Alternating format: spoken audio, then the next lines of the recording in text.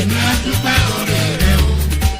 mélèé ṣe dúpẹ́ oore rẹ o bàbá. ìwé orin dáfídì orí 90 ẹsẹ̀ 12 wípé kọ́ wa ká máa ka iye ọjọ́ wa kó lè fi ọkàn wa sí ipò ọgbọ́n. ìdí nìyí tí gbogbo ọmọ aya àtọmọ ọmọ fi ń kí pa Stephen Ọlábáyọ̀ Àkànfẹ́ Ọlálékè ọmọ ọmọọba Oyèpọ́lá wípé o kú oríire oríkádùn 90 ọdún tó tún bá ọ lókè pẹ̀. ọdọọdún là ń rórógbó ọdọọdún là ń ráwùsá ọdọọdún ni sápọ́nrúwé o ti sọdún ní wà tún bá wọn sẹ̀mí sí. olówó orí ìyáàfin Bámidélé Juliana bàbá Ọpẹ́ọlá bàbá Ọmọlára bàbá Akínwùmí bàbá Tolúwalọ́mọ bàbá Olúwafẹ́mi December 16 lọ́jọ́ ìbí rẹ. pa Stephen Ọlábáyọ̀ Àkànfẹ́ ìwọ́rọ́mọ ìyẹ̀rú ọ̀kín ọlọ́fà mọ́jọ ọlálọ́mí ọmọ abísújó kọjá kátàkìtì lóru ọ̀fà ìyẹ̀rú ọ̀kín apàjùbà kẹgbẹ̀fà akọ́ntì àró abílọ́fà ọmọ nànìyàn mẹ́fà lọ́fà ògúlùtú balẹ̀ òtún yẹ́rìyẹ́rì ògúlùtú balẹ̀ òtún yẹgbẹ́ kánú oko ọmọ òkò ìjà balẹ̀ tún yẹgbẹ̀yẹgbẹ̀ Ọlábáyọ̀ Àkànfẹ́ ọmọ ìjà Ọ̀rẹ̀mí ẹ má làmí ẹni bá làmí níjànìjà adé tolúwa rẹ ọ̀pẹ̀pẹ̀ ọmọ aríjà sòrò ọmọ ìjà ní òpin mọ́mọ́ gbéjà rọjà ìjà òpin mọ́mọ́ gbéjà lọ́rẹ̀ẹ́ fi bọ́ para yamuyamu jẹ lórí ìgbákò lọ ọlálọ́mí gẹ̀ẹ́sìn ògòrí afárá lọ afárá ṣubú ọ̀yẹ̀kú dìde ọmọ ìjàkan